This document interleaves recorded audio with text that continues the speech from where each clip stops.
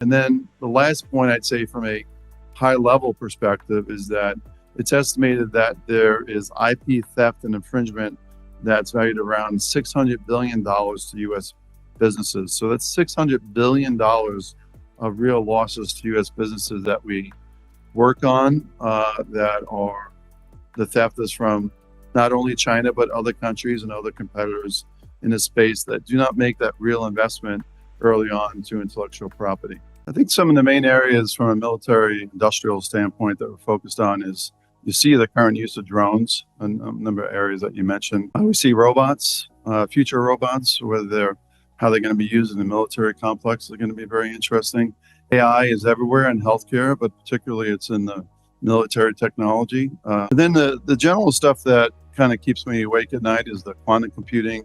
We see there's a lot of research and development and use in hypersonic missile technology, which they weren't being used, but that is under development and being used currently in Ukraine and elsewhere. And then from a defensive standpoint, we're well aware of the Iron Dome that's being used to protect the country of Israel during these challenging times, and elsewhere about expanding the use of that Iron Dome to United States and other areas for missile technology to protect against missile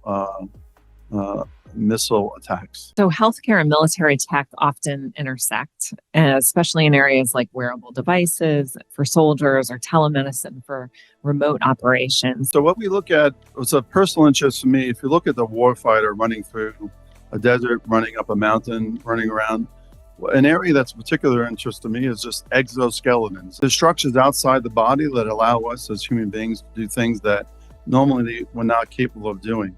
But in the military complex, you see things that are much more advanced to allow certain body parts to run faster, to protect them, wearable devices. You look at running through an environment, walking through an environment.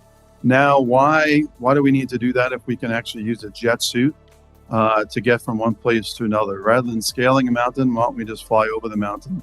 And there's a potential, whether it be future robots or future warfare fighters, that are literally using this technology to get from one place to another in a much more rapid way rather than just relying on physical fitness of the individual warfighter.